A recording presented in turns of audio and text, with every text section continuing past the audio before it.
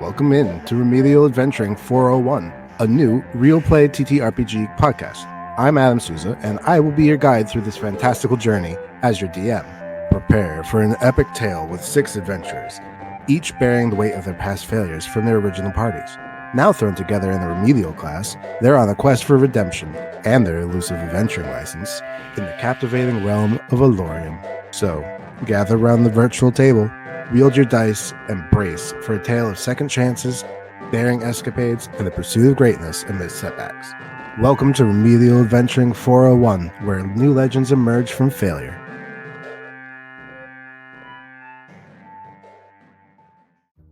Well, now we can do a masquerade party, so that'll be... Yay! Huzzah! So you guys had left off getting your masks. You all put on your masks, and you're in the group. You have not entered in yet. You are still at the entrance, but it is up to you how you would like to proceed. I don't understand how we're supposed to make a good impression on people when nobody knows who we are because we're all wearing dumb masks. So this whole thing seems like a setup, but I'm not real happy about it.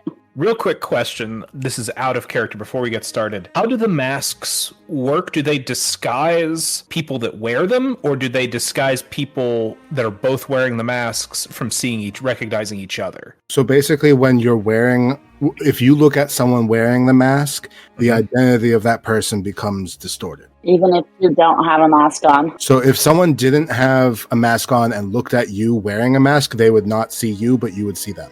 Okay.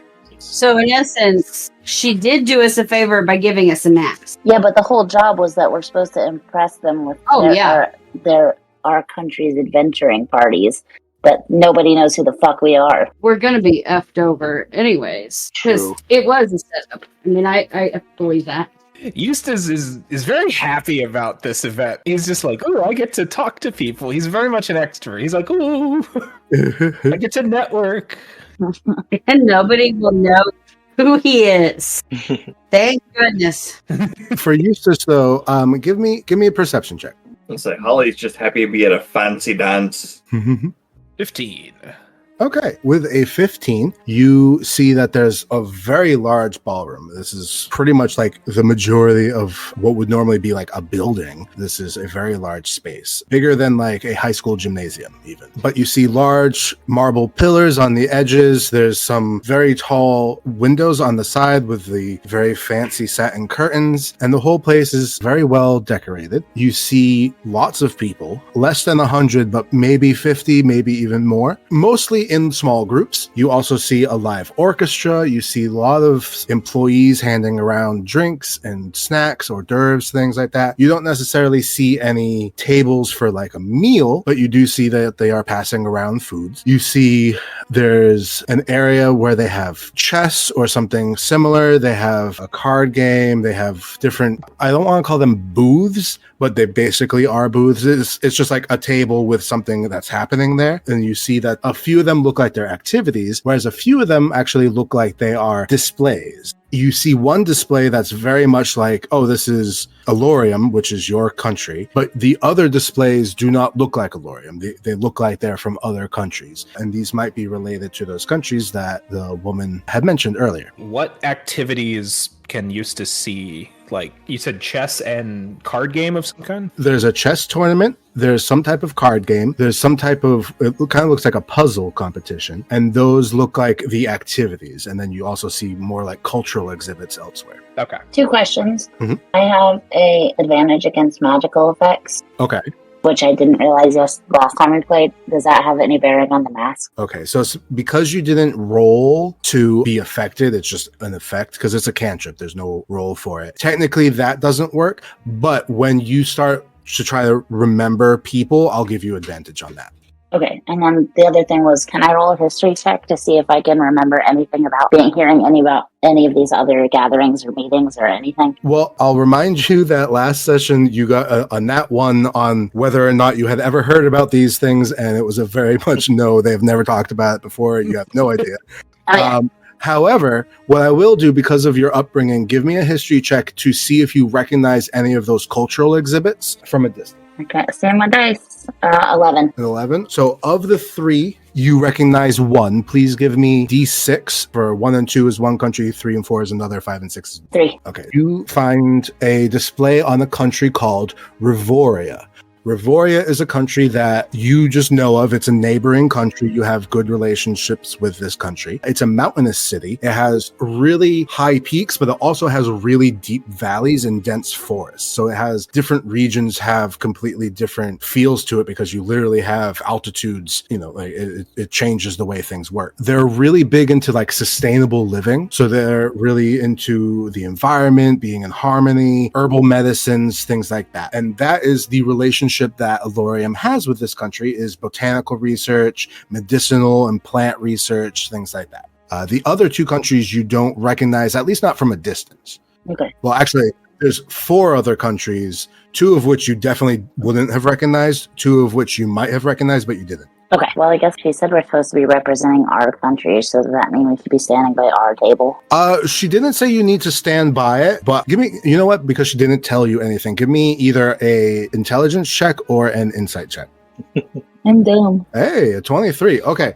Ooh. So I think you kind of, without being told so, you understand the purpose of this. You're supposed to come in and basically introduce yourself as like, I am an adventurer of the Adventuring Academy of the country of Alorium. And then basically talk yourselves up or let them ask you questions or however. But you don't need to stand at the Alorium table. If anything, you should really be mingling elsewhere. Okay. I has is going straight for the games. Okay. Before he does, I want to grab him.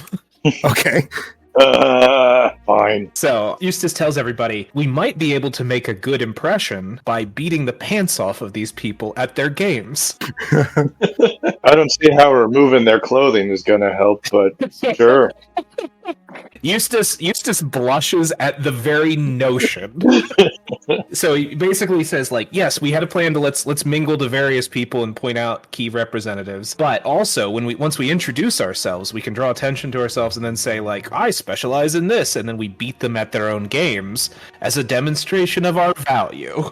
Proof is in the pudding, and we're not going to be stabbing people here or having any adventuring, I hope. But so these little activities seem like a way for us to strut our stuff. Does that mean I'm supposed to pickpocket or something? I pretend I didn't hear that. He's saying that in the intonation that the headmaster did in the first episode. Bunch of do-gooders. Well, Holly would like to kind of walk around and strut her stuff and Okay. try to pretend to be the. Rub my feet? Yeah, I'd like to see what all the activities are. I guess maybe as we as a group can check out, and that way everybody knows which is which. How to make a circuit? Yeah. Okay. Without needing a check, I can tell you, as you go around, you see that there is the large orchestra. They will be doing live performances. You also see space for additional people to come in, someone to come in and sing, someone to come in and play a different instrument you don't recognize. So they'll probably be coming out throughout the night. You do see chess, a very fancy like marble chess set, as well as different areas that have card games going.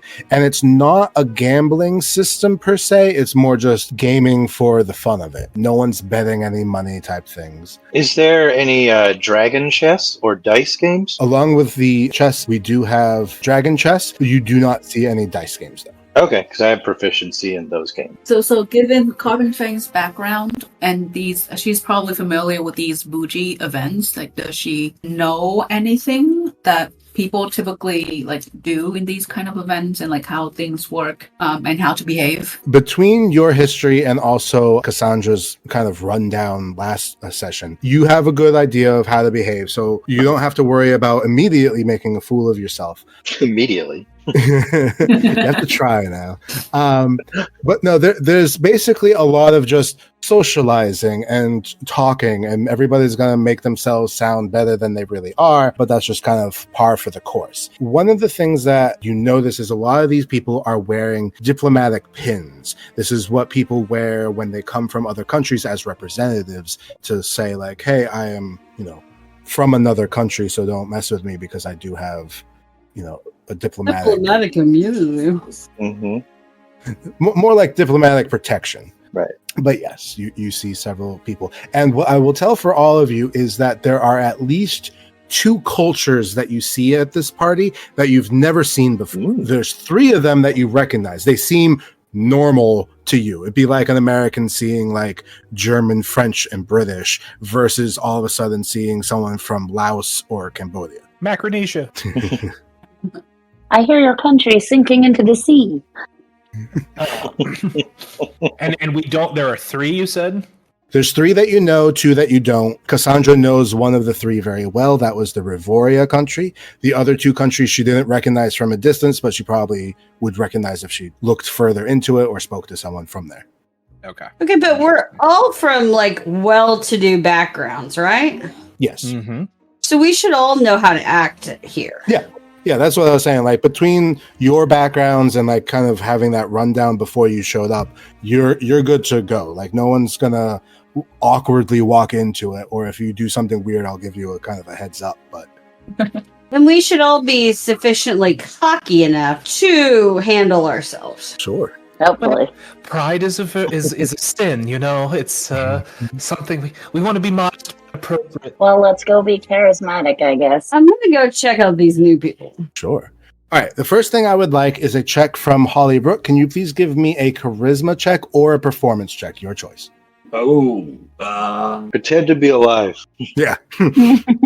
Yeah. All right. Let's do performance. Can you perform like a living person? Hey! Okay. With a I nat really 20. enjoy breathing. Sure is fun to breathe, right, everyone? With a nat 20, between your own ability and also the mask kind of making it vague, you do not appear to be undead at all. Yay! What about the smell? Nope, even with the smell. Wow. But unless someone was to specifically use a detect undead spell, but they have no reason to, just by looking at you, they have no idea that you're dead. Yep, no dead people here. My cells function very normally, thank you. Mitochondria is the powerhouse of the skull. Power. There we go. So Holly is feeling a lot more confident now that with this mask on, that she feels like she's herself again. I'm also going to give you, with your nat 20 performance check, for a little while at least, you'll have advantage on charisma-based checks. Ooh. You've been elevated to Weekend at Bernie's. Who's that man in a Hawaiian shirt? You never be caught dead in a Hawaiian shirt.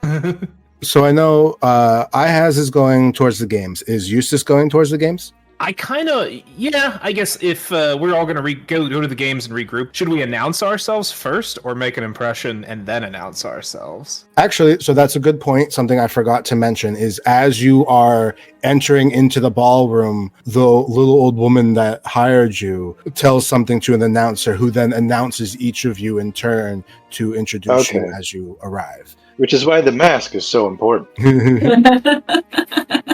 But honestly, once you start mingling, other than having heard the name, they're not going to recognize you again. But if you say I'm Ihaz, then they'll remember like, oh yeah, I heard that name. So don't beat them at cards, slap them, and then say this is my name so you remember it. You know. Or do. Okay, gotcha.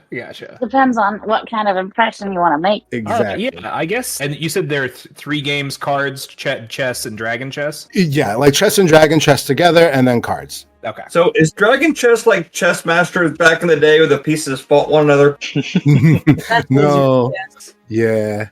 No, Dragon's Chess is very similar to regular chess. It just has a couple of different pieces, and the board has like corner stuff. But yeah, basically the same. Okay, so it's like Star Wars chess. It's just it's like halfway the Star Wars chess. Yes. Okay. Gotcha. That Or works. Star Trek chess. Okay. All right. Well, Common Fang's gonna beeline to the liquor stand. Sure. Get herself a couple of drinks before Sure. meeting up. Well, yeah. I have to ask. Yeah. Is there booze?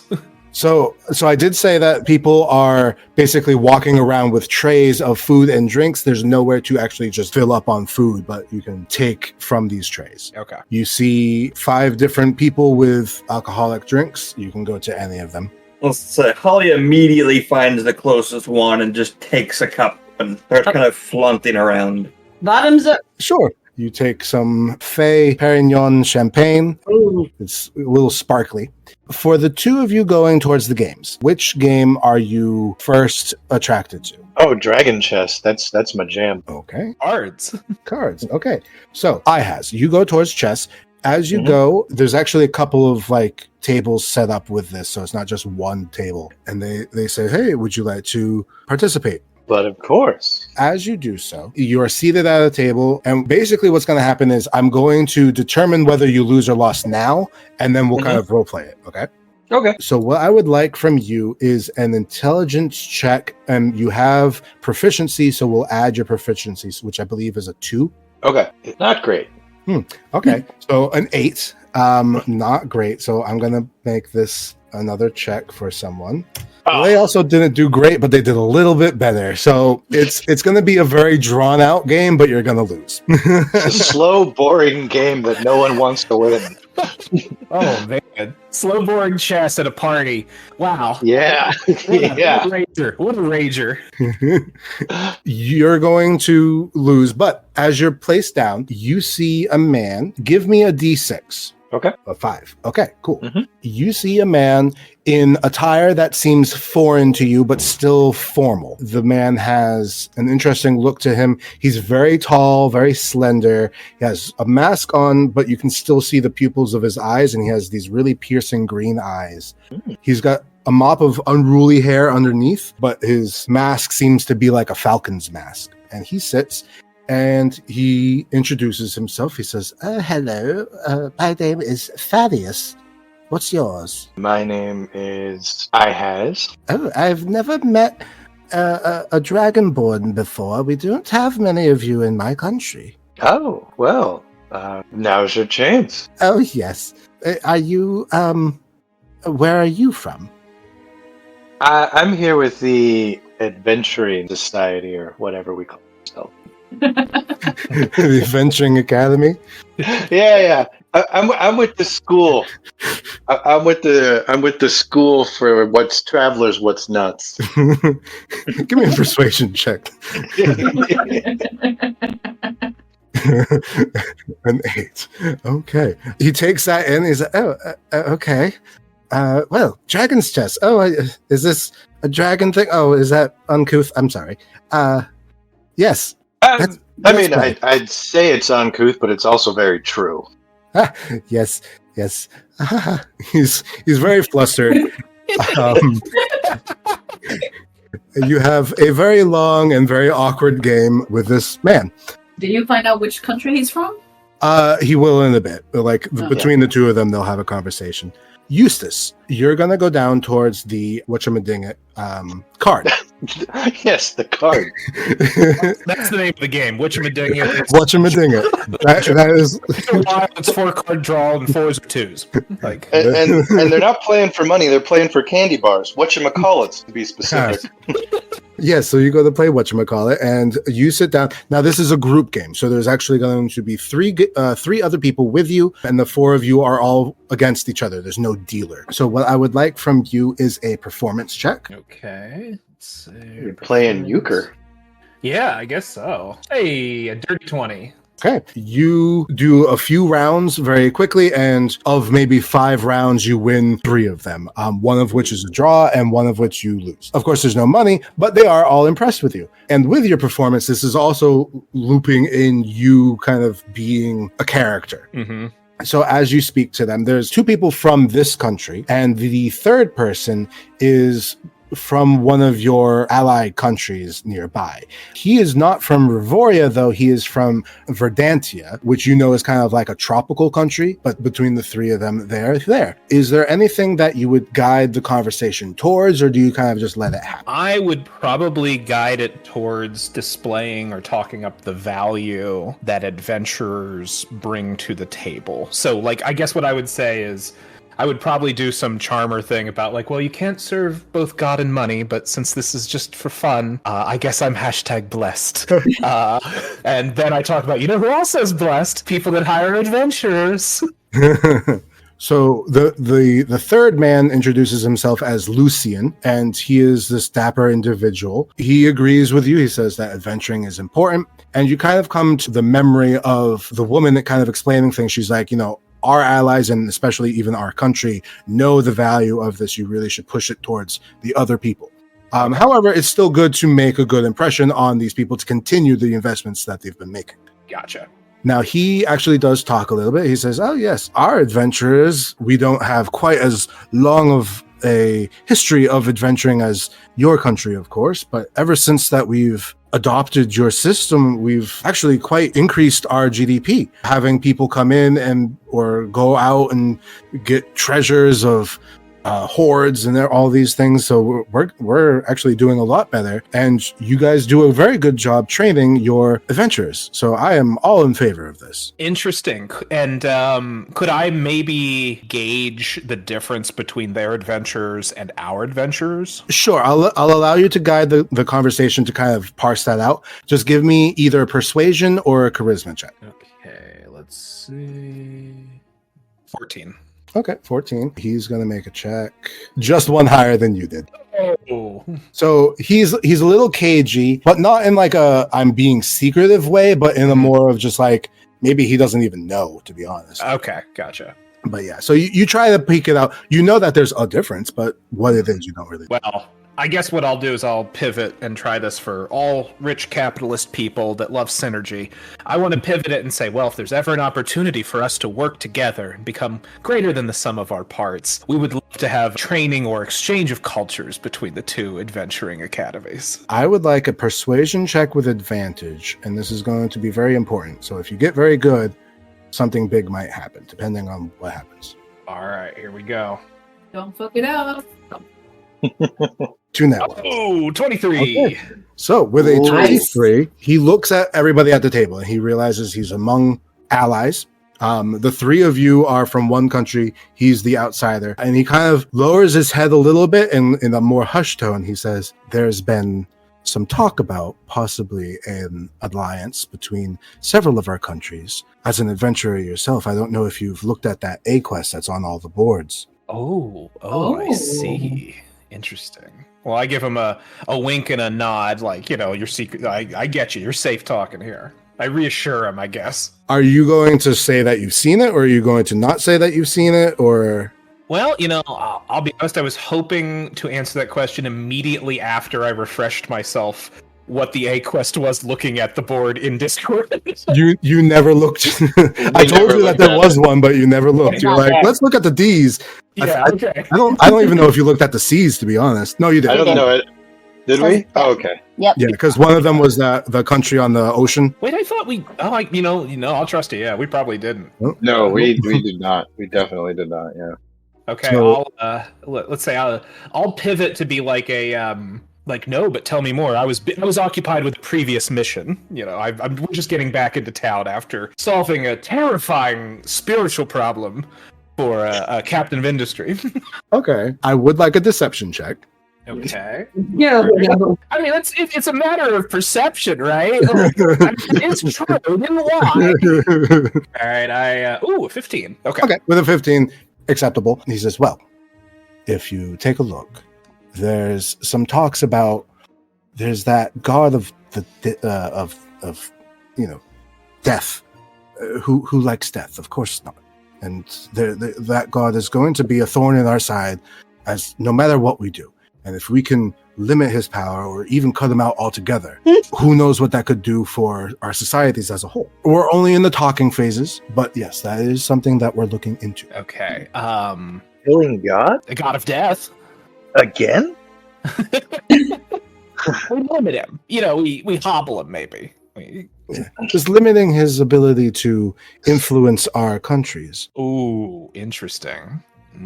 All right. Well, Eustace is internally a little disgusted by this proposition, but he knows he's here for a reason, and as much as he may disagree with his masters, they want him to have a good impression. So he maybe kind of slides. Would we have cards or some way of saying here's how to reach us? It's up to you.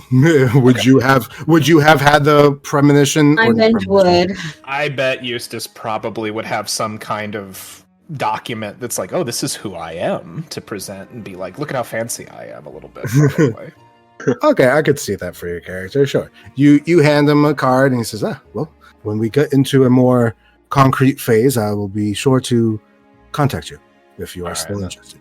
Interesting. Okay, I bow out with a gracious thanks for the riveting game of cards. May fortune be on your side. I have to go mingle.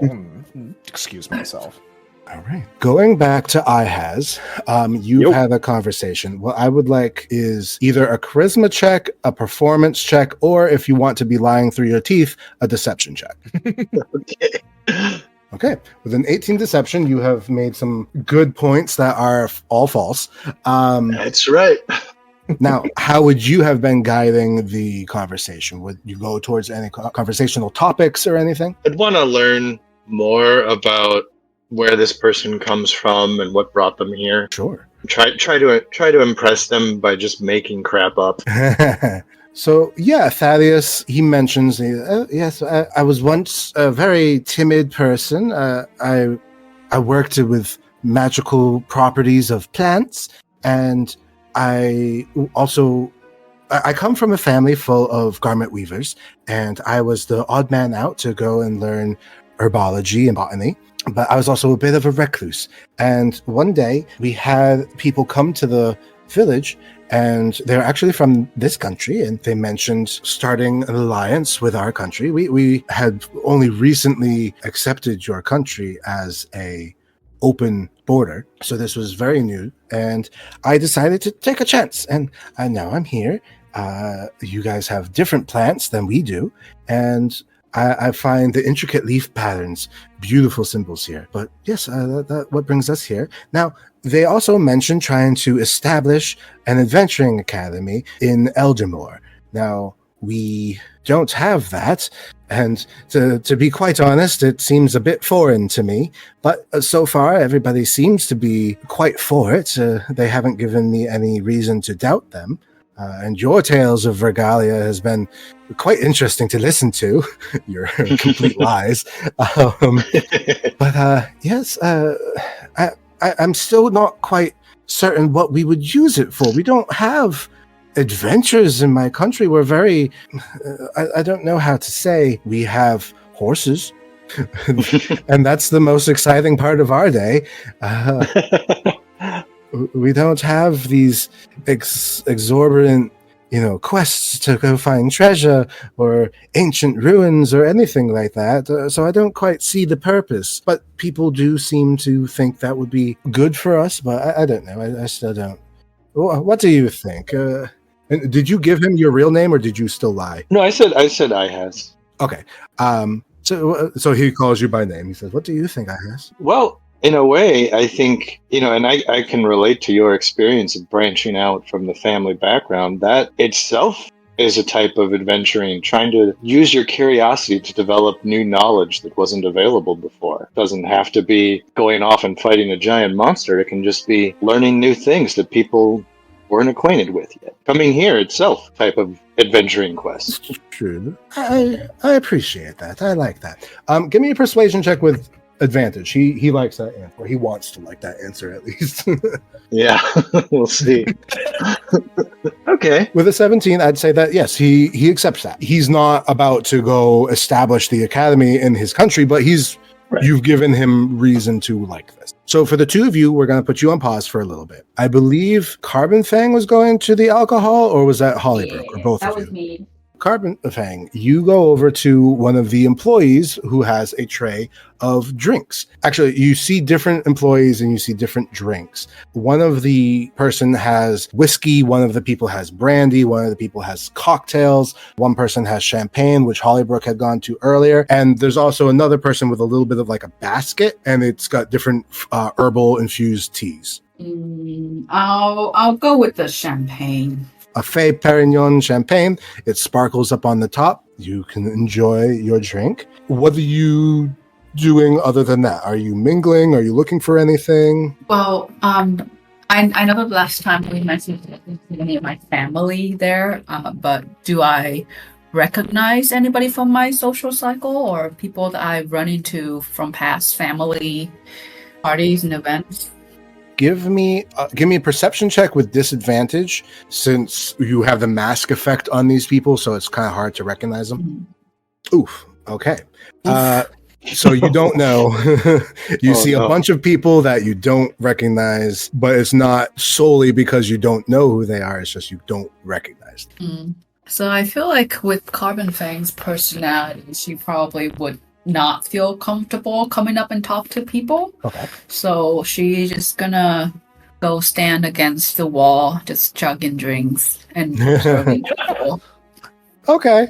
2 things. I would like a Constitution save. 18. With an 18, you're able to drink, no problem. Now, as a question, are you kind of hiding yourself as you do this, or are you still kind of standing in view of everybody, but just not participating? I'm not actively hiding myself because I imagine this is like an open space ballroom type of space. So I'm just gonna stand by myself away from people and just like people watching, but not actively hiding. Let me ask you this. Do you kind of go towards the wall, or do you stay in the center? I go towards the wall. Okay. Give me a stealth check. 11. You're still very well illuminated. People can still see you, but you're really not attracting any attention because you're not doing anything. We're going to go to Cassandra. What was it that you said you were doing? So they're at the card playing games. Carbon Fang's just hanging out. Okay, I am going to go to one of the tables that I didn't recognize and talk to anyone that's there. Sure. Would you like to go to an ally country that you don't recognize or a foreign country you don't recognize? A foreign country. Give me any type of dice that you want. Odds or evens will depend on which one you go to. 2. So with an even number, you go to a place and you see it's written out. It's called the Ice Shroud Dominion. Ice Shroud. You see images of a frozen tundra with icy landscapes, glaciers, snow-capped mountains, and you can see like this is a very harsh, wintry environment. And you see a man standing behind it next to a woman. They both seem to be very tall and very thick. I don't know how else to say it. Roughly. Yeah. As they stand there, they see you breathing and they say, "Oh, Do you know Ice Shroud? I do not. I'd like to know more. No, but maybe if you hum a few bars. We are from far to southwest by ice." And he kind of just gestures at the images. And you would know geographically that the South Pole and the North Pole are all ice, and that there is land both at the North and South Poles. And he's saying that he's to the south. Okay. And he just continues. He says, "Where are you from?" Here. "Oh, you are from Alorum?" Yes. Your country is quite beautiful. Oh, thank you. What kind of sports do you do where you're from? What is sport? Do you do anything in the ice and snow for enjoyment? We have communal activity. We have ice sculpture. Ooh. Have you ever sculpted with ice? Sculpted with other things, but I can see how sculpting with ice would be interesting. It is quite interesting. We mostly do snow activity, and we focus on survival. We must focus on survival, as if we do not, we will not live. Fair. Do you do... So I put in my bio that I do surfing. I'm trying to figure out if they do like snowboarding or anything. give me an insight check with advantage. Oh, right. 23. Okay, within that 20. They don't have like, this is a fun activity that we're doing for fun, but they do have things like animal pulled sleds. They have skis, but it's just how they use to get around because otherwise they'll sink into the snow. He does mention, doing ice sculptures, although it's slightly less decorative. It's usually like, oh, I'm carving something out of ice to be used. But yeah, they don't really have the free time enough to have the luxury of sports or events like that. Would I here or in any country that I'm aware of, would there be at any point in time where I would have the chance to like go up in the mountains to do something like skiing? Yeah, you are not far from a mountain range. So yeah, you could have easily gone there, especially with your family. Okay, well then I want to explain to them that that's what we do in the snow. Maybe is go up and like have contests about like speed and athleticism in the snow. What I would like from Cassandra is going to be, it's not, I guess just a persuasion check, just to convince him of the benefit. Dirty 20. Okay. He says, You know, perhaps while I'm here in your country, I try this out. Oh, you definitely should. Let me know. And I introduce myself, shake his hands, and I'll tell you the best places to go. he appreciates it. So he accepts your goodwill. He introduces himself as Bjorn, and he says, This is my wife, Ira. We are the Frost Falls. and as he points out, Ira, she's got a beautiful lower half of the face. And the top part actually looks a bit like a bear. His mask actually looks like a nutcracker. And you see also Ira is wearing very intricate jewelry. Give me a perception check. Yeah, it's a very intricate jewelry. And as you guys continue talking, he seems to have taken an interest in you once you've explained what skiing and snowboarding is. For Ira and Bjorn, just tell me how you would like to guide the conversation to any topics or anything. I guess maybe tell them that I'm an adventurer and explain what that is and ask if they have anything similar where they come from. Sure, you can definitely do that. With everything going well, give me a persuasion with advantage. Ooh, 21. Yeah, so he says, You know, we not have much time to do other things, but if other people want to come into our country to do what they want to do, as long as they don't hurt us and as long as they don't stop us from surviving, I don't see why issue, but I still don't see reason to do. It's sort of like helping people, so we can help people with small problems that they may not be able to fix themselves, or larger problems for a whole town or city. You know, let's say you have something like a polar bear attacking a town or a city, or... Give me an insight check. Okay, 15. So with a 15, you look at him as you're explaining this, and he's not greatly, but a little bit offended. And you kind of put two and two together. It's like you're basically saying, oh, you can't take care of yourself? Let us do it. And he didn't like that. I think I'm going to explain it more in a way of if there was, you were out hunting or to protect small children or the elderly or whatever, however we can be of assistance. Some people are really great at lots of things, and some people are not as great as other things. And it's always good to have people that when you all come together are good at everything, because then no matter what happens, everything's covered. Can I use charm person? Sure, if you want to. Wait. Okay, go. Yeah, screw it. Yeah. All right, I casted charm person. Okay. So for charm person as a spell, that's a what level spell? I have that as a first level. So you could do it as a second level, but all that would do is let you do an additional person. Yeah, I think I just need to charm him and not necessarily his wife. Sure. So, he's got a very high save. So it's a save of 17, so he's going to have to do this. I guess I would couch it as not everyone is as strong and brave as you are. And occasionally they might like to hire someone to come help them with things. Sure. Well, he fails his saving throw, so he considers you, or he is considered charm, and he thinks you are a friendly acquaintance. He kind of already did, but in even more so. So now I'm just trying to squeak out that offense a little bit, basically. Sure. Okay, I can see that. Give me a persuasion check with advantage to smooth things over. 22. With a 22, you take some time, you kind of backpedal a bit, all water under the bridge. Excellent. Did they also give me business cards? Do we also all have cards, basically? Yeah, you have cards if you'd like to pass it off. Yeah, I'd like to give him one, and then sure. Tell him, it's great. Speaking with you, please let me know if we can be of any assistance. And let me know when you go skiing. Yes, will do. Thank you. And you have a good bit with him, and if you want to continue talking in the background, you could be doing that, or if you want to leave, you can leave at this point too. I think I want to go to the other table that I also didn't know. Sure. So you start walking off to the other table. We're gonna go now to Myrtle. What were you doing? Did you say what you were doing? I was gonna go to one of the foreign groups. Okay. You would see Cassandra on one table and then another table with no one in front. Mm-hmm. So I'll go to the one she's not at. So similarly, you see a small table with some images and some paperwork to kind of explain the country. You see a sign that says Eldermore, and you see a vast flatland country, sprawling plains, lots of fertile fields.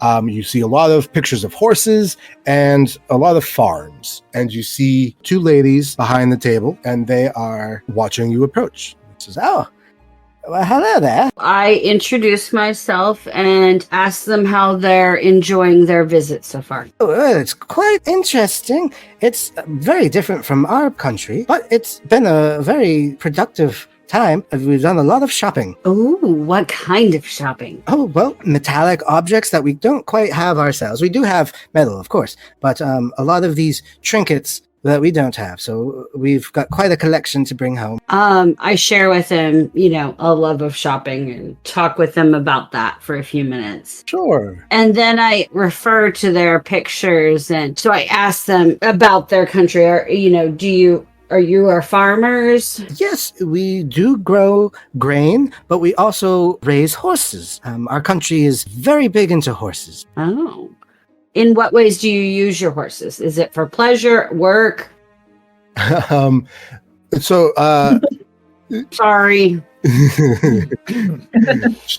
tired. It's okay. Dirty minds. She says, yes, for quite everything. We use it for travel. We use it on the farm. We use just for our leisure, all sorts of things. Many of the families who have singular or dual horses consider it almost part of the family, and even those who have large groupings of horses still have a great love for their animals. Are they regular sized people? They are. They're taller than you, but shorter than the average human. Okay. I would like to ask if they see people my size riding horses. Yes, we have people of all sorts of body types, and we also have horses of different body types, as well as the occasional mule or pony as well. So I express my interest in that, and I share that I'm an adventurer and ask if they have adventures in their country. So similar to the man that I has talk to, they both say, well, we don't really have much going on in our country. We're a very peaceful, easygoing country. We ride our horses and we farm the land, so there's not much that we find a need for it. Give me an insight check. Okay. So they basically just say like, yeah, we don't think we really have a need for it. It's not a bad thing per se, but it's kind of not something that we've ever needed until this point. So why would we need it suddenly? Well, I share that is wonderful that they don't have monsters attacking their crops, and share the story about, the farmer getting his crops eaten and how we were able to help him. Give me another insight, this time with advantage. Okay, with an 11. The most you can kind of get is just like a concern for that farmer, like, oh no, I hope he's doing okay. But yeah, you don't really get anything further than that. And they say, well, so I take it you're an adventurer. What say you? I know you mentioned the farm that had issues, but how often do you have to go out on adventures? I can stay as busy as I want to. So if I need a break, I can take a break. But I enjoy the adventuring life because I get to meet lots of different people and do lots of different things. I'm my own boss. I make my own hours. Yep. Hey, hon, you want to join an adventure? It's game. It's passive income. Not really, but, So then I tell her about the ghost we got to take care of. Okay, so she's like, oh, ghosts, that's interesting. We don't have many ghosts that I know of, at least, but I'm sure there must be. Famous last words. We actually have quite a good understanding with our natural worlds. It's very open skies where we live, so. That's great. Do you guys get snow, or do you have seasons, or is it like one season all year round? No, we do have seasons. We have the 4 seasons.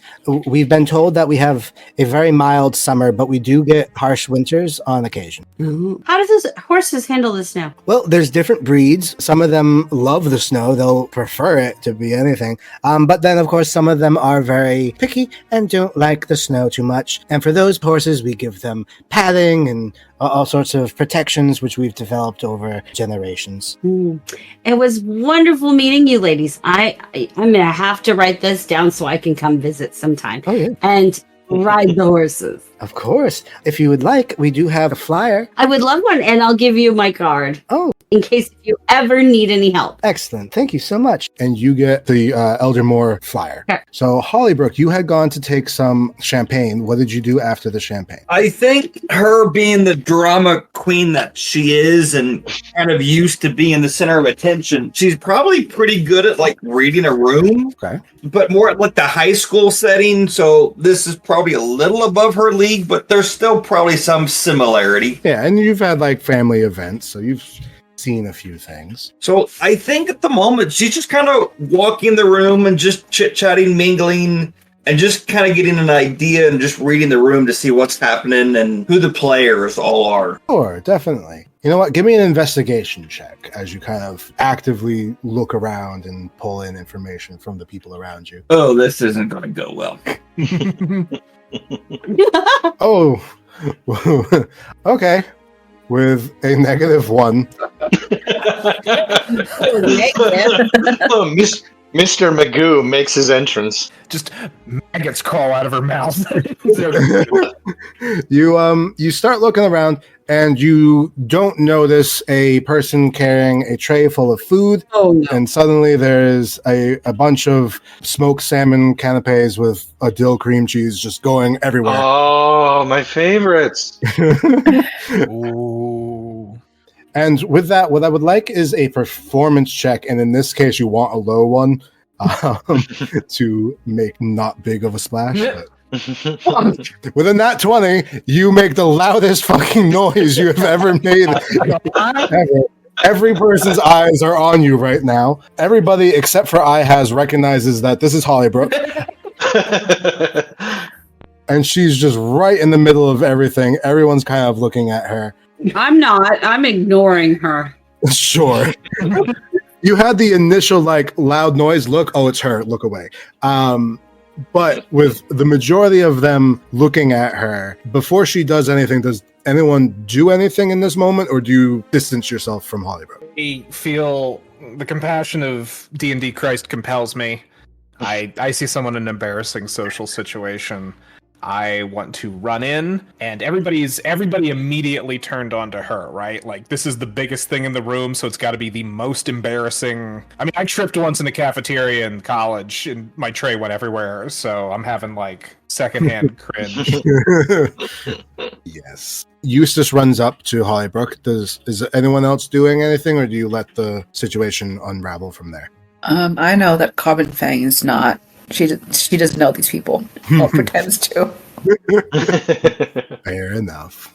Yeah. I want to run up and help her and get up, like stand up and like get her together. Sure, definitely. Between the two of you, you're able to do so. When you help her up, what I would like between the three of you is just a flat charisma check. So all three of you give me a charisma check, and the better the three of you together are, the more you kind of like smooth it over. All right. With an 11, a 13, and a 19. Luckily, Hollybrook, she already had that nat 20. She looks great. Actually, speaking of which, you get advantage. So give me another one, just flat, just to see if you can do better than a 19. For charisma?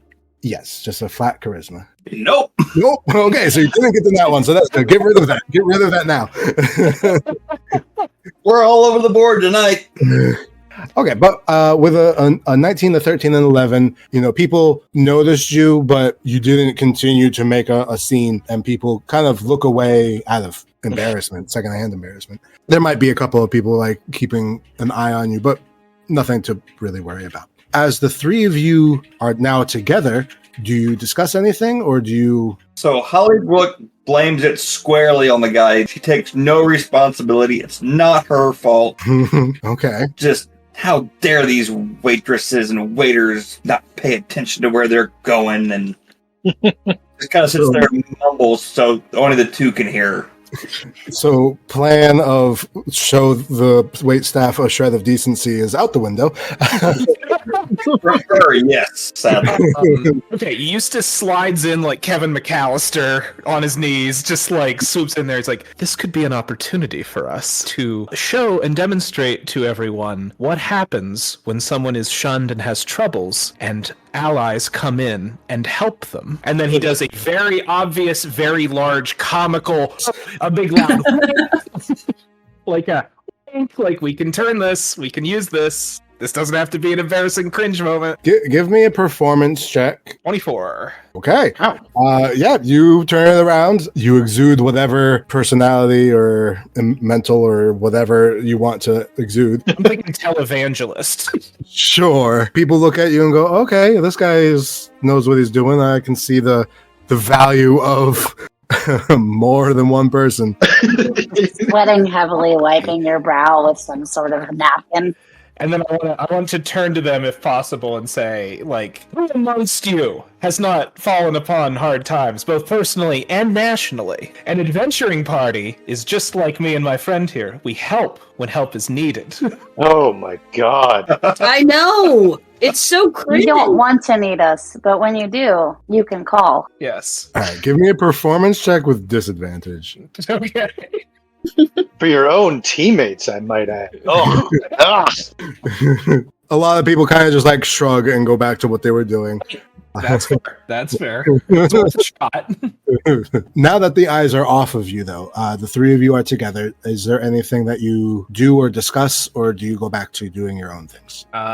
He's going to go to the women's room to get cleaned up. Sure. I mean, you didn't really get dirty. You kind of knocked the other person more so than yourself. I will talk to the wait staff and try to smooth things over and say, like, hey, it's not your fault, buddy. It happens just because I want them on our good side. Sure. So do I need to talk to that specific person, or? You give me a persuasion check. Okay. 15. He takes it in stride. He's like, thank you for that. He's definitely thankful for the attempt, but mostly is just busy picking up the mess. And what about Cassandra? I'm going to help him pick up the mess. Okay, so between the two of you, you're helping this man. Hollybrook, you go towards the bathroom. Before you can go to where the bathroom is, give me a dexterity save. Oh, a dexterity save for the bathroom? This is not going to be good. That's not fair. Oh, wait, that's it. Okay, well, it's a nat 20, so regardless of what check it was. And is this like a Palace of Versailles situation where you're just hiding it behind a curtain? No. But as you go towards the door, you see a woman. Now, you wouldn't know who this woman is, but it was the same woman that Cassandra saw at the table of the ice country. So you see this very beautiful woman almost glide across the floor. You don't even notice her feet moving. She kind of just moves across the floor, but not blocking your way to the bathroom, but very much like she's looking at you. And when you see her, I would like you to give me a perception check, please. Oh, okay. With a 15, she has a beautiful, very highly detailed necklace, but you see in the pendant is a blue flame. And Ooh. Give me a religion check. Yeah, you had a dream of that, didn't you? Yeah. Ooh. You put two and two together, this is the same flame, but again, you don't understand the significance of that in any sense of the term, but yeah. Does she stop me? Does she just walk by? She's kind of just like actively looking at you, and she's put herself between you and the bathroom, but not in a way of like, I am blocking the door. It's more of just like a, hey, I'm here, without verbally saying anything. Looking at her and looking at the necklace, just that verbally awkward, can I help you? I don't know. Can you? She's actually going to make a check. With an 18, she looks at you and she's having a hard time because one, you have the mask making your vision not that great, and two, you got that nat 20 on your performance check to begin. And she knows something's not right, but she doesn't understand what's not right. She asks, she says, where are you from? Crap, where am I from? You're from this country. So you're from Alorium, that's your country. Yes. So I'm from Alorium. Alorium. Your country is very foreign to me. We are from far to the south, with great ice and glaciers. Many people are unable to survive down there, but we do our best. You're not from there? From your country? Yes, you're not from there, no? No, I'm from Alorium. For some reason, I feel connected to you somehow. Well, you have a lovely time. I'm sorry for bothering you. I will go back to husband. Well, you have a good evening. Hollybrook, give me a D20. I'm going to see what your pluses are. I'm not going to tell you what check it is. I'll say, I don't think Hollybrook would just come out and go, yeah, I'm undead. No, you definitely wouldn't. I'm all over the place tonight. Okay, you look at this woman, and as she turns around, she has this beautiful, like, again, lower half of the face, but still, she looks beautifully stunning. And as she turns around, you can see at the nape of her neck just a very small amount of necrotic flesh. Oh. She hasn't fully left yet if you want to interact with her still. Otherwise, she can leave and go back to her table. She probably finishes her job in the bathroom, but we'll kind of keep an eye on her. So you go to the bathroom. So going back to IHAS, you were working on your chest. You've done a good job. Do you continue with the chest? Do you go anywhere else? I'll excuse myself from chess to go get a drink and mingle, see how the others are doing. Now you have disadvantage to find your friends because you were the only ones Right. to kind of fail your save. And I'm okay with that. So before you do that, you can get your drink. Would you like a champagne, a whiskey, a brandy, a cocktail, or some tea? Whiskey. So you find someone with aged single malt whiskey. He gives it to you neat in a glass. Nice. Give me a constitution save. Okay. So you hold it. It's just one glass, so you're okay with it. It hits you, but you take it like a champ. Yeah. As you start looking for your friends, give me a perception check with disadvantage to be able to recognize people. Okay. With a 13, you could either recognize Eustace and Cassandra standing together by a knocked over server, or you recognize Carbon Fang off to the side. I'm gonna avoid the mess and recognize Carbon Fang. Sure. And you approach Carbon Fang? Yeah. So the two of you have your interaction. As you approach, what do you do? Ask her what she thinks of the food and drinks and if she's met anyone interesting.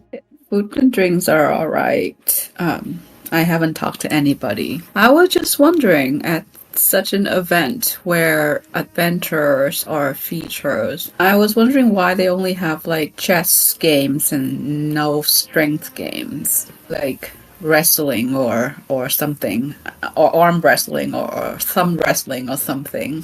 Thumb wrestling. For people to demonstrate strength, you know? Right. Yeah. Well, maybe there's someone here at the party who would enjoy having an arm match with you. Are you volunteering yourself? No. And then it's awkward silence, and we just took a drink. Both of you give me wisdom saves. Okay. It's just very awkward. Going away from the two of you, going back into the center with Cassandra and Eustace, you have helped this man up. He's gone off to his own business to go get a new tray of food, but you are left in the center of the room. What I would like from both of you, please, is a perception check. 15. So again, very difficult to recognize certain people, but you recognize the old woman, and she is approaching where the band is playing. And as she's approaching, you hear the music kind of go down a bit. So she's probably about to do something. Okay. And that's the old woman we took the quest from, correct? Correct. Okay. What was her name again? You never got it. You never asked. True. It's true I'm terrible at this. We are like college students that messed up so badly we all, for practical purposes, died.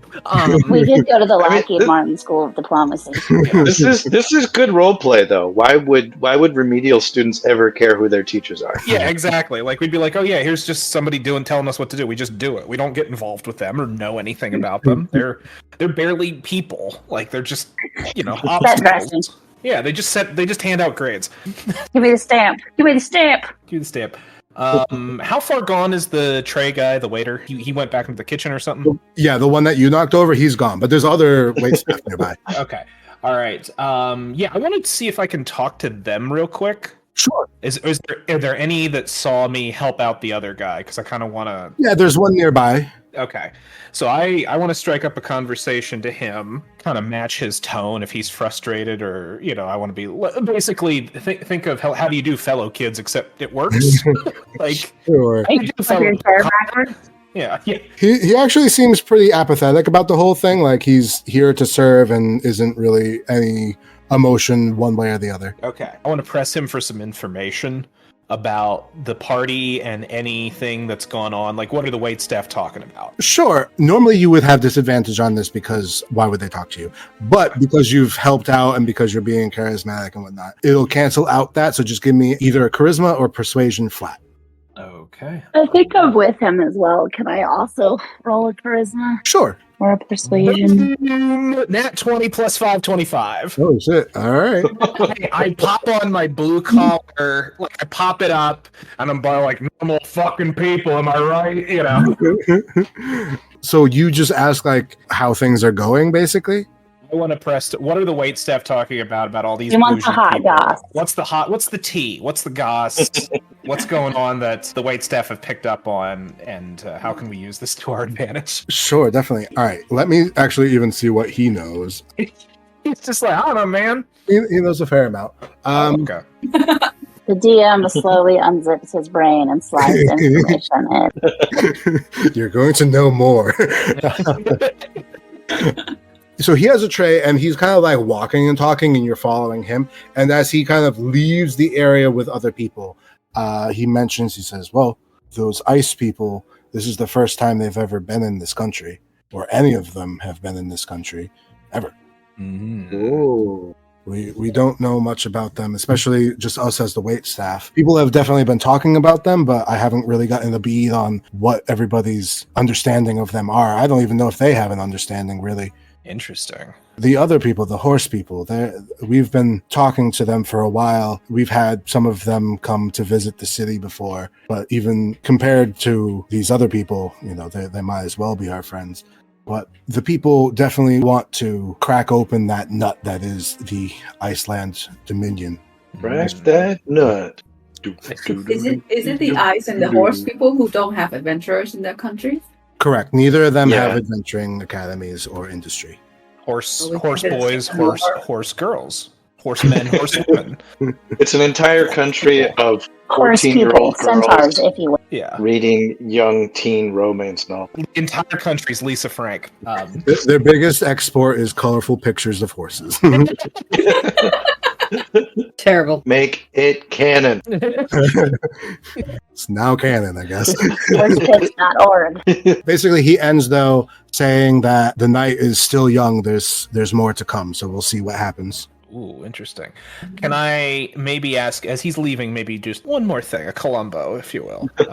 I want to ask about our side. Like, I've been hearing some weird rumors about the old lady that's about to go up there. Like, what's her deal? Well, she is well-liked here. She's been here longer than anyone else. Just look at her. She's been here a long time. Oh, she's like some fuddy-duddy? Is she, like, stuffy, or is she, like you and I, She's no nonsense, but she understands reality. She's not quite in the upper echelons of, oh, I'm so rich and I can just buy anything. She knows what real life means, but at the same time, she has reached her position by earning her spot. So she doesn't take slack. Gotcha. I was hoping for that he's like, yes, she's awful. We know none of us trust her. Also, we wrote that thing on the note that says don't trust her. Here's why. Not this one. We have a Fight Club-like thing, alliance of waiters and waitresses. Welcome. Actually, you know what? Give me an investigation check or a survival check really quick. 9. Okay, so never mind. Don't just ignore that check ever happened. He's about to go into the kitchen at this point. But also at this point, the old lady is going to make an announcement on stage. Before she does that, does anyone do any last minute thing? Hollybrook, you're the only one that doesn't know this is happening because you were in the bathroom. Okay. Sounds like no one else wants anything. So, hello. Yes, well, thank you. Thank you for coming. I wanted to introduce the dancing portion of the night. We will be performing several of our country's most famous works, and we will also be having quite the treat tonight, some orchestral pieces from our neighboring countries to the south and to the west, and this will be some of the first time any of us have heard this, and I'm quite looking forward to it, so I hope all of you enjoy as well. And there's a polite clap, very half-hearted. And she says, and following this, there will be a short demonstration from our Adventuring Academy, and then the rest of the night will be open mingling. And she turns around, she says, and take it away. And the band plays up. All of you would recognize this current music as being domestic music. Kind of like John Philip Sousa style music, like nationalistic without being too over the top, but also very jaunty as well. Man, I used to like domestic music before they went mainstream. And yeah, so no one's really like full on dancing to this. This isn't ballroom dancing, but people are at least kind of like bobbing up and down. A lot of the people who recognize the music are nodding along. People from other countries who don't know this music is listening to it, but they don't know the song well enough to dance to it yet. But yeah, so this is what's happening. And she did mention that the Adventuring Academy is going to make some type of demonstration later. That's not us. Or The syllabus away. or a demonstration will be made of us. We thought that's what might happen. We did talk about that, I think, last session. We're like, oh yeah, they might spring something. Is this going to be like? This is gonna be like one of those like Victorian era human museums where they're like, "Hey, we pulled this person from Alaska. Stare at them." Phrenology. They're going to measure. Yeah. Oh no. Yeah. Oh. But yeah, so there's music playing, and basically, by the time you don't recognize the music, something's going to happen after that. Do I have to find a chair really quickly?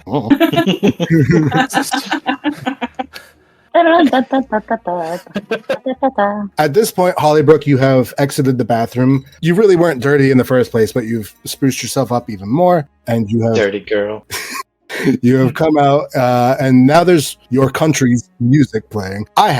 Yo. You have been awkward with Carbon Fang. Do you leave at all? Yeah. I move on.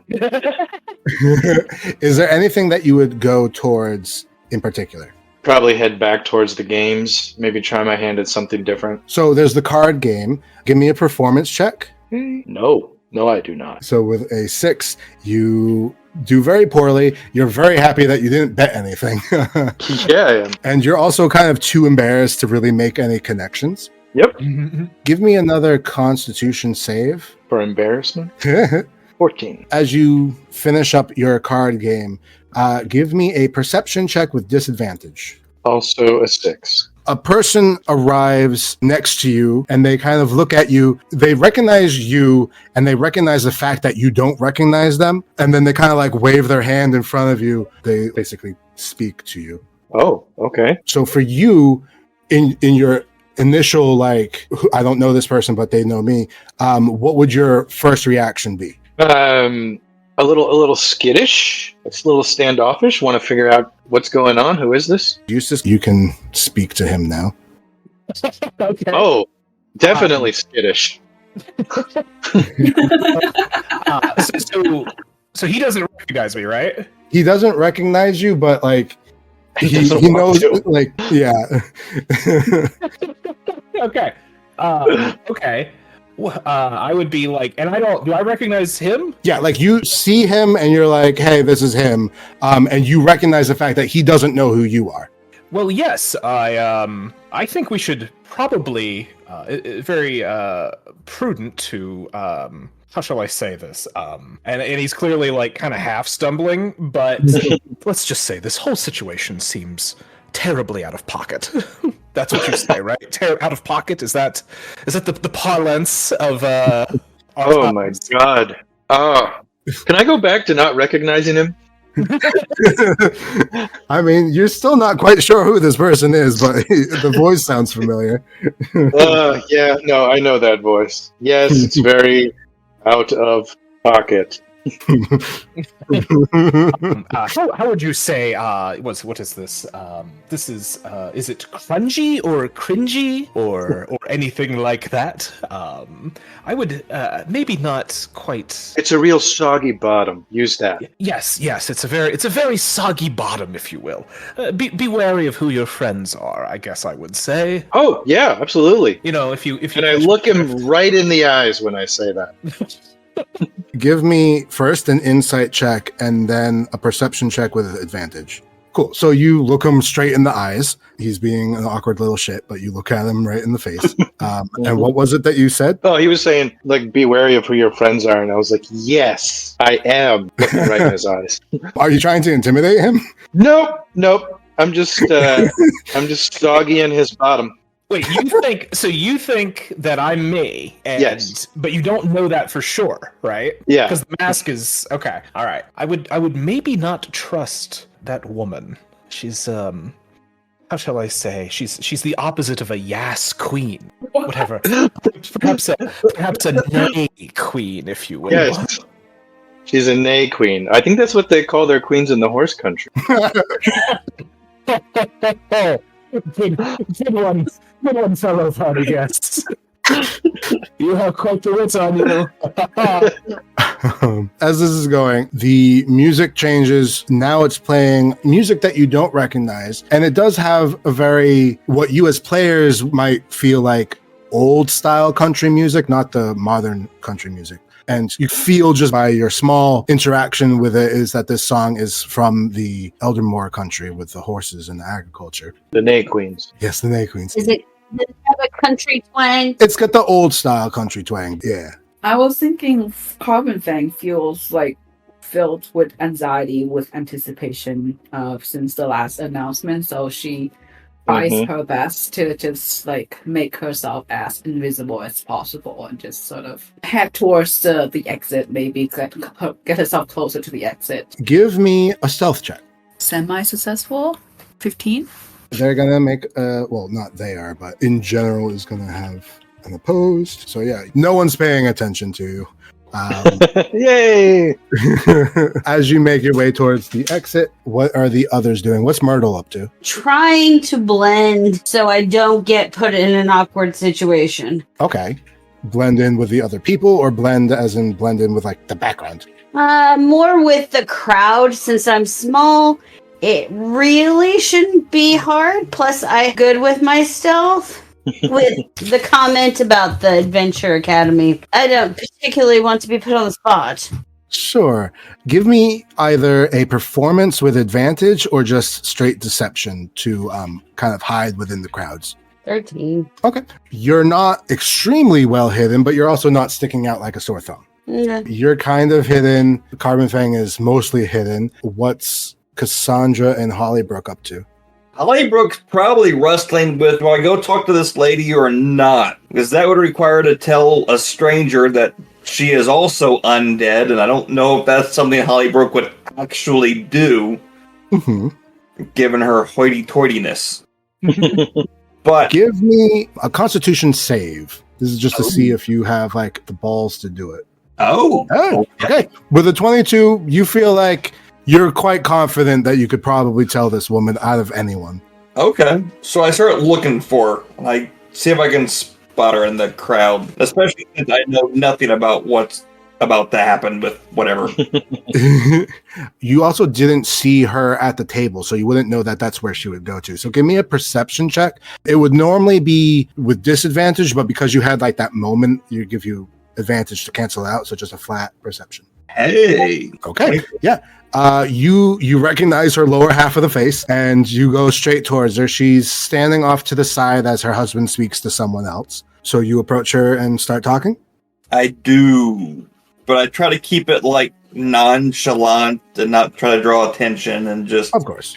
So I normally don't do this, and then kind of go into it. Sure. You insinuate it enough that she understands and gives a knowing nod. So anyone listening in, you still have plausible deniability kind of thing? Yeah. But is there anything that you like guide the conversation towards with that, or just kind of you're just letting her know? I kind of guide it towards just getting information about that blue flame, and depending on how that goes, maybe tell her I see it in a dream. Kind of depends on how she reacts and stuff. Give me either a wisdom check or a religion check. Oh, okay, 22. With a 22, it's probably not best to just say like, hey, I see your religious iconography in my dreams.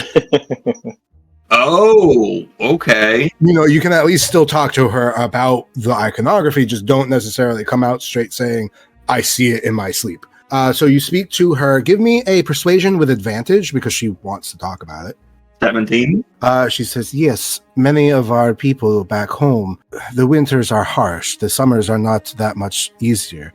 We live in icy tundra and not much lives. With so much of our people suffering, we oftentimes use ancient techniques to bring them back. But of course, we need to work with the god of the dead, as once they cross over, they are belonging to him. Ooh. But he is a good and fair god. We respect him greatly. It's a little odd to be in your country, I must say. I know you don't have quite the same relationship with this god. You are afraid of him, and I can understand why, but he is the god of the dead, and he is not here to take you before your time. And he understands that many of us do die before we are fully developed, and he is oftentimes to give us back to this earth. I am very close to this, and because of that, I worship him as my deity. And of course, you don't need to worship him directly, but to have a good relationship is paramount to being able to live that life. That life as in living as an undead person? Or that's more like just not really asking her, but I guess I'm trying to get context here as an undead person. She's continuing to kind of give you that plausible deniability. She's not saying like, hey, you come back as a zombie. She's just saying like, hey, like if you're on good terms with this dude, he'll let you continue your life. Okay. If it's meant to be, kind of. Okay. Interesting. Mm-hmm. So they're not going to be part of the alliance. Yeah. Wait, that's the headline? Not hanging out with God of Death? Hey, he may actually turn out to be a pretty cool dude. Yeah. Yeah, Death just like hangs out and smokes a bowl and you play video games with him. I don't know. Like, I mean, Death is the dude. What I would like from Hollybrook is a intelligence check with disadvantage. No. So with a 15, what? So I'm not going to say what because you only got a 15, but out of game, that little conversation that we had just had, not you and I, but everybody just talking in a second, a lot of falsities have been said, and it stems to a misunderstanding. And this is where you're starting to come into. You're realizing that your understanding of what she's talking about is from the very fundamentals, like wrong. You have been taught incorrectly what's happening. So my faith has been shaken? No, like your faith, if anything, is stronger. But it's more of a cultural thing. It's less of a faith thing and more of a cultural thing. And you're kind of getting that very beginning feeling of like, hey, the country might not have been telling me something that was truthful. Whether or not that was intentional, you can't say, but it was a fundamental understanding that was taught to you incorrectly. Following you. Okay. It's Catholicism. So it's basically like if all of a sudden you realize like, oh, the Immaculate Conception was not Jesus getting impregnated into Mary, but it was actually Mary getting impregnated into her mother. And like culture has taught you the opposite. And then realizing like, oh, that's actually the wrong way of thinking. Right. So it's along those lines of like, oh, something was taught to me and it was misunderstood. And then that misunderstanding was taught as truth. Right. So it's like all boomers. Yeah. It's like, yeah. So like So at this point, though, you realize that there's a new song. It's very kind of like Russian adjacent, and it's kind of winding down to a close. Now, Hollybrook, you don't know about this, but everybody else knows that this is probably the end of that musical portion and that there's going to be a new portion to follow regarding this demonstration that she had mentioned. Now, I know Carbon Fang had started sneaking towards the exit, and a Myrtle started to kind of hide herself amongst the people, Enzio style. Now, as she comes back onto stage, she says, yes, and she gives like a polite round of applause. Yes, thank you for that. This is quite an interesting ensemble for the piece that everybody was here to experience. We have amongst you I'm sure you have learned a few of our adventuring Oh boy. students from our adventuring academy. Now, I would like to ask a few of them up here to give demonstrations if they are, of course, around. And she looks around. Does anyone volunteer themselves? I'll go. Barbie. Well, so I would assume Hollybrook would kind of stand out, so Diamond. I would assume she gets called out when she's. Oh, I would assume I'm the most beautiful person in the room. Eustace's hands immediately go into his pockets. He wants no part of this. Sure. Okay, so Cassandra starts going forwards. Hollybrook, you're kind of like in the limelight. No one's forcing you to go, but do you feel kind of obligated to go forward? Probably. So as the two of you go towards the stage, she gestures you to take the stairs. You get on the little stage. The orchestra has gone on break, so they're not up here. And she says, these are two of our current students. They are on their last year, and they have their own strengths, and they represent our class. We have a wizard, and she points over at Cassandra, and we have a cleric. So both of these are in tune with the magical forces that, of course, all of our countries share. And not only do they have their magic, but they also have their own abilities that have been trained. And she claps her hands, and kind of like what looks to be like a gurney is pulled out onto stage. And there's a body on it. And she basically asks for the cleric. Oh boy. She says, can you please demonstrate your healing ways? And can you give me a medicine check? Oh no. Do you want a medicine check? Yes, please. Yes, this body is dead. Wow, what a show. Okay, with a 24, you not only diagnose this person with whatever was wrong with them, but you quickly fix the issue without even tools very quickly. And there's a genuine round of applause. It's not a rowdy one, but like it's not just polite. They're actually quite interested and impressed by your ability. And she said, oh, yes. And all of our clerics are taught the most up-to-date medicine of our country. And of course, and she points over at the equestrian table. She says, and of course, we are doing a lot of research with our neighboring countries. And then she also points over to the river country. And our own ally, of course, is deeply involved in our medical research. And this alliance allows us to improve our medical knowledge. For our wizard, and she has Cassandra move forward, the wizards go through very intense training of our world and of our history. Please. And basically what she does is she asks the audience to ask questions about the country, mostly for the people who aren't from here. But of course, even some people who are from here, they start asking you. Could you give me a history check with advantage, please? 21, so. Okay. With a 21, though, you rattle off all the information. You don't miss any of them. And again, they give a very impressed clap. Now, she also mentions to the crowd, she says, we also have, in addition to the wizards and the rogues, we also have rangers, fighters, bards, as well as rogues. Now, our rogue, I know, is hiding amongst you. And doing her thing.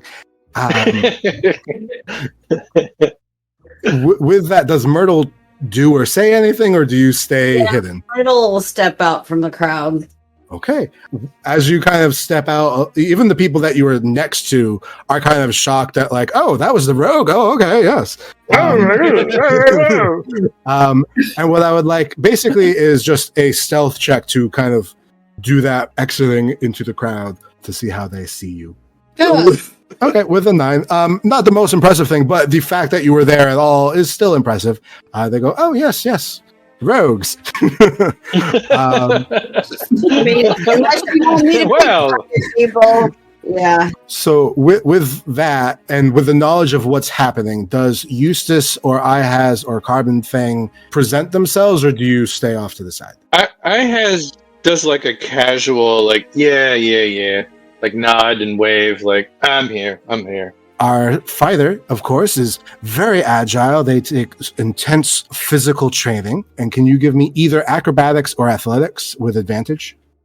Okay. I'm excellent at both. Okay. Yeah. So with a 22, you end up doing like a front flip onto the stage to enter. And of course, they all clap for you. Very impressive. I'm going to crowd surf next. Do you want me to shoot fireballs at you so you can dodge them? So then the final two just do Eustace or Carbon Fang come out, or do you continue to not? Well, Carbon Fang was shy at first, but seeing how well things have been going, I think it gained her some confidence, so she'll come out. Okay. She introduces you as a ranger. She says, "This is our ranger. They are very good at fighting both as close or long range, but also we teach them a great deal of arcana, so they are understanding of the magical world." And very similar to Cassandra's question and answer, she gives you a question and answer, but regarding like the magical world. So could you give me an arcana check, please? Sure. With any advantage or just regular one? Just flat. Oops. Okay. With a 13, you start off not as great, but you build up. So there's a little bit of like wait, is she actually good at this? But then as you start to warm up to it, they're like, oh, okay, she knows what she's doing. She gives a clap. And then finally, does Eustace join, or do you continue to stay in the crowd? Eustace. Eustace.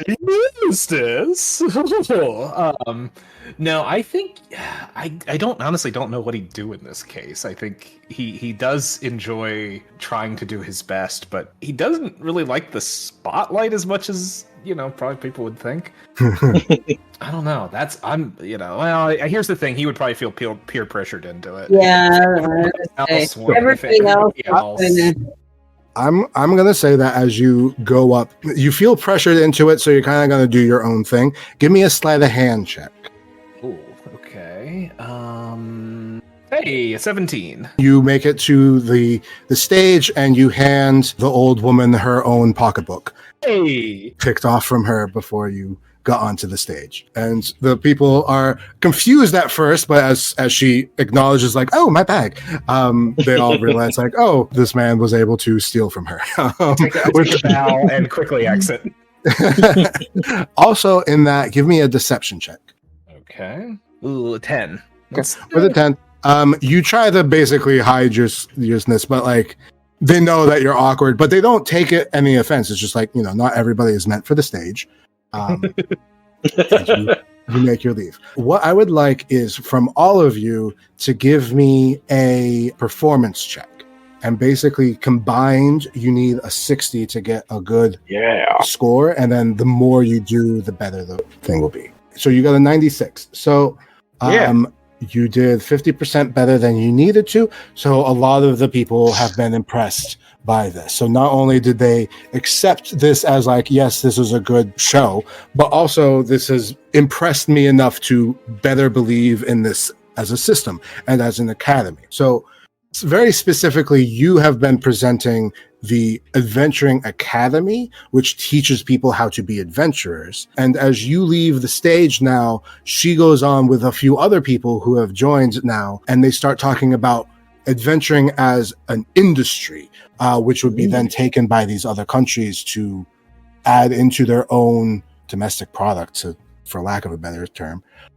But this doesn't involve you. So all of you now are grouped together and you're off to the side. So this doesn't involve you. The spotlight's off of you, but you're all together. And you have this moment to reconvene. So Holly's just ecstatic with herself and I did great and I should be so proud and me. And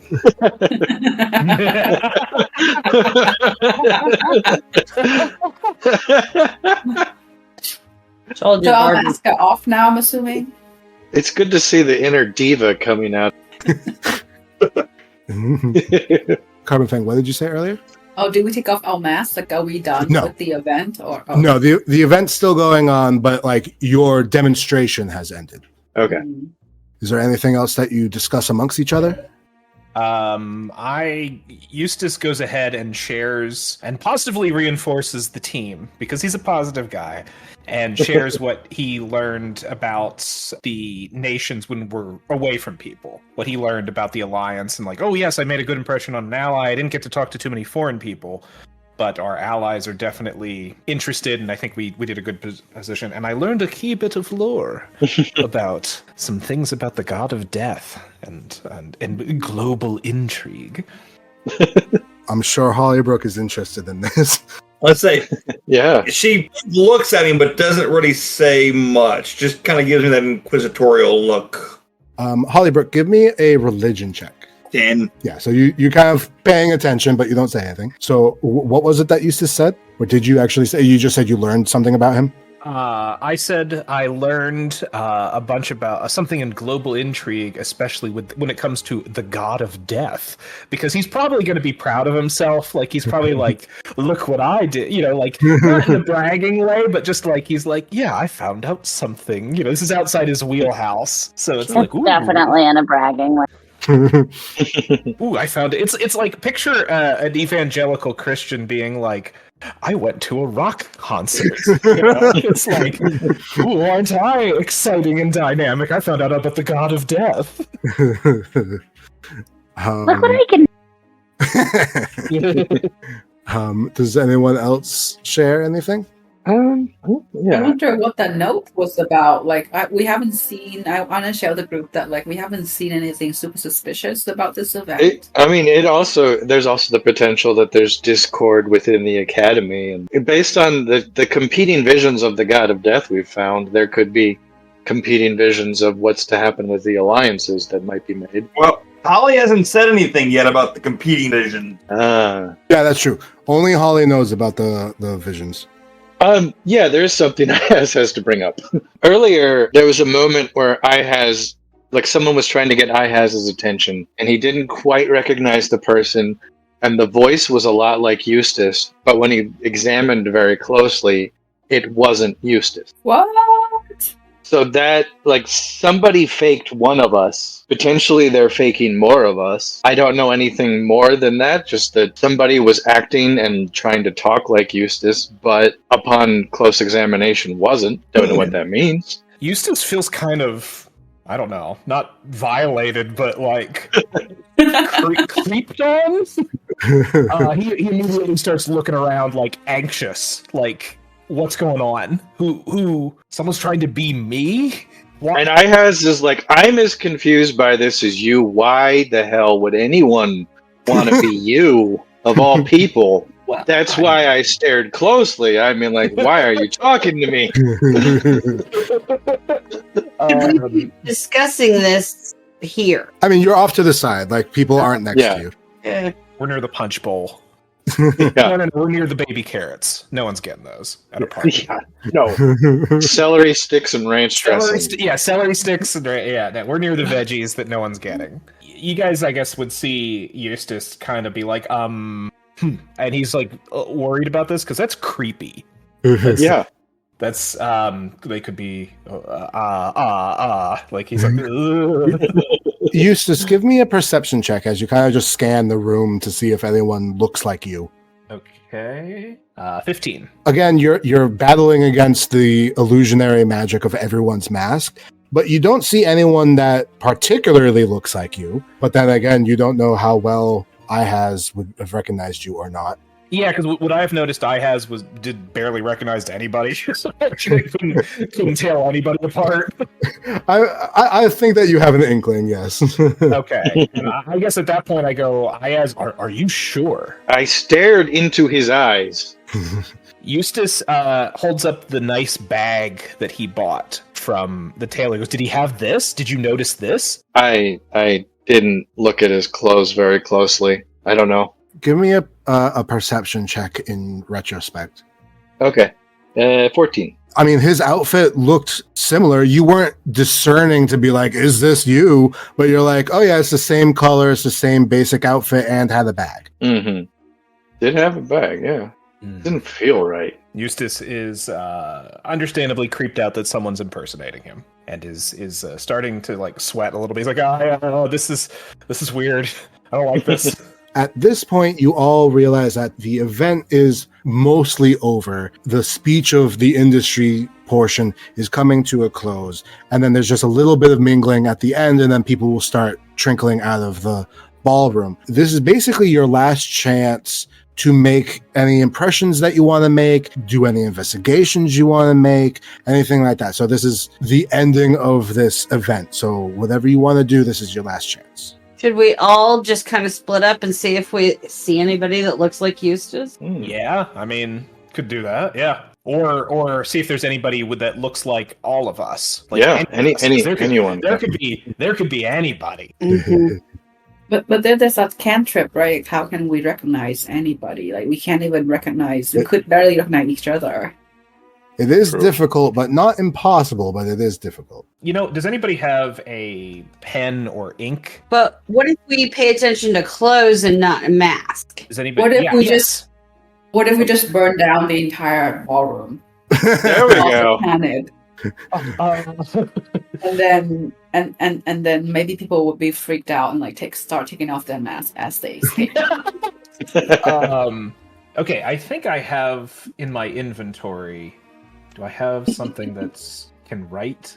We'll put a mark on under our sleeve. Like put an ink under our wrists on the sleeve. That way we know who we are. And if anybody encounters an imposter, they ask them to roll up their sleeve. And if the mark isn't there, we know they're not.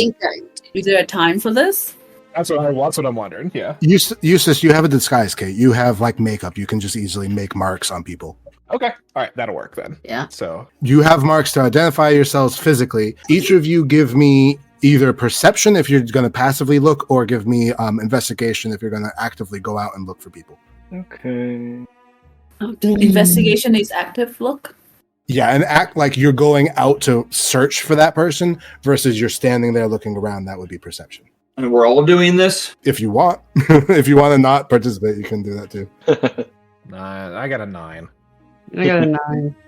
So most people don't find anybody. Hollybrook, with a 21, you beat the other person's 20 stealth check. Oof. Give me a 1d6 if you can. You see Cassandra speaking to a foreign dignitary. She does not have the mark on her arm. Oh. Is anybody anybody in the group near me? Eustace and Myrtle. I'll go see what I can do. Yeah, I try to rope in the ones as close to me as I can without drawing too much attention to at least myself. But I try to get the other two hey guys, come here. Sure. You to the two of them, you're point and you're Cassandra. And then you also look over there and there's another Cassandra. There's two Cassandras.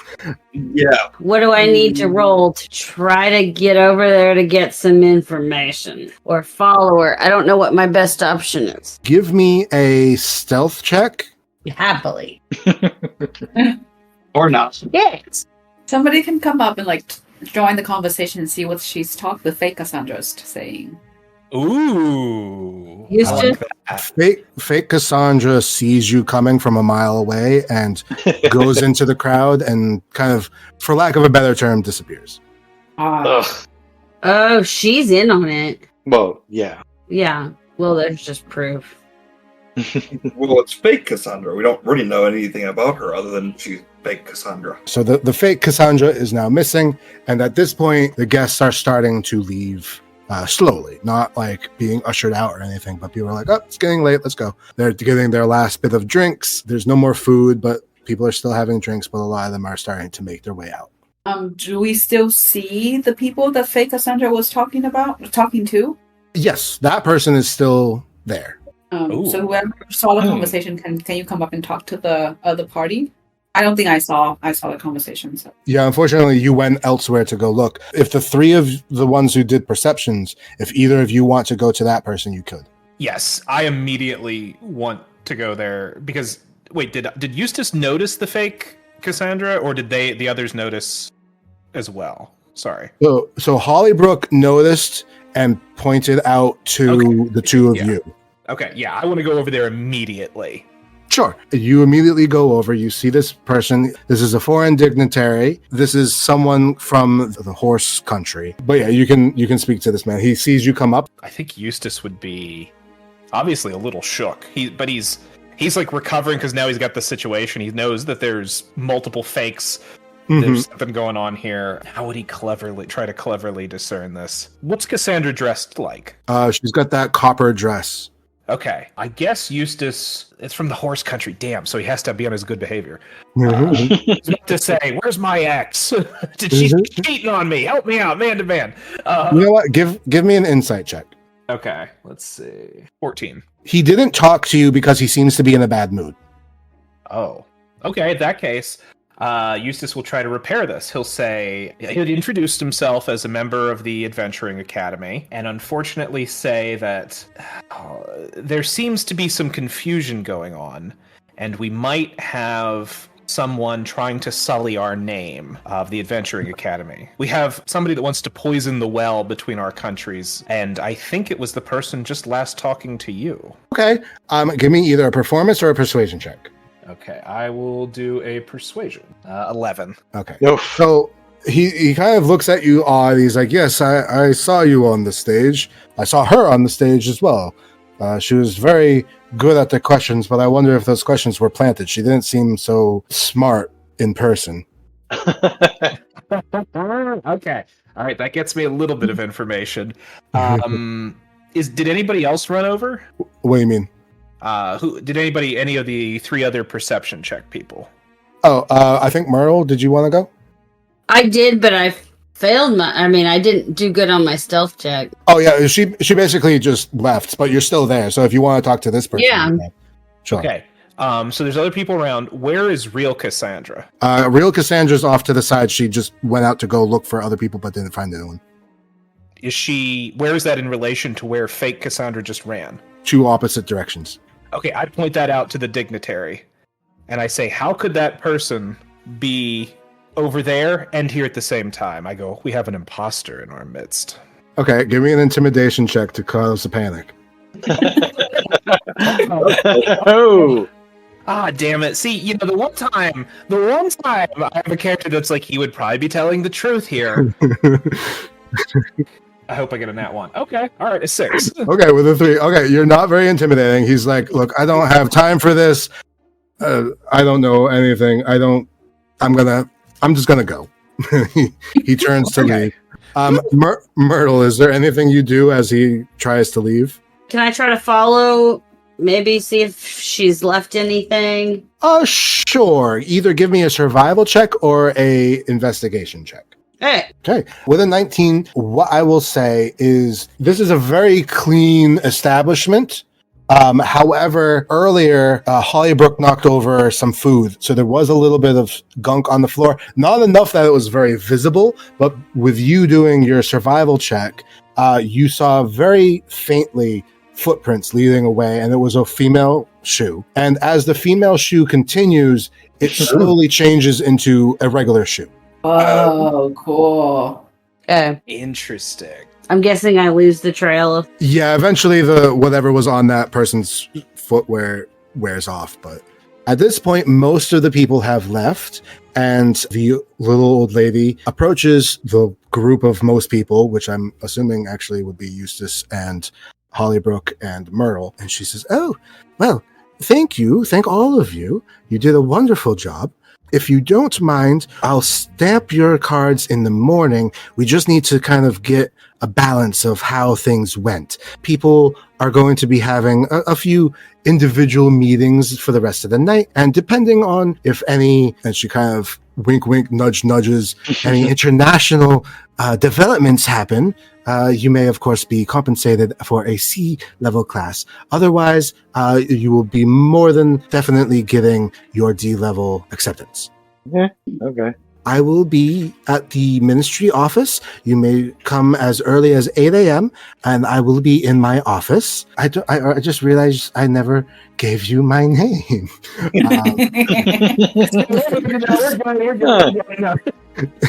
Just kidding. So she goes, I am Chairman Gladys Agathis. Find my office, and I will, of course, give you your stamps. I just need to take tally of exactly how your effect gathers up. Is that okay?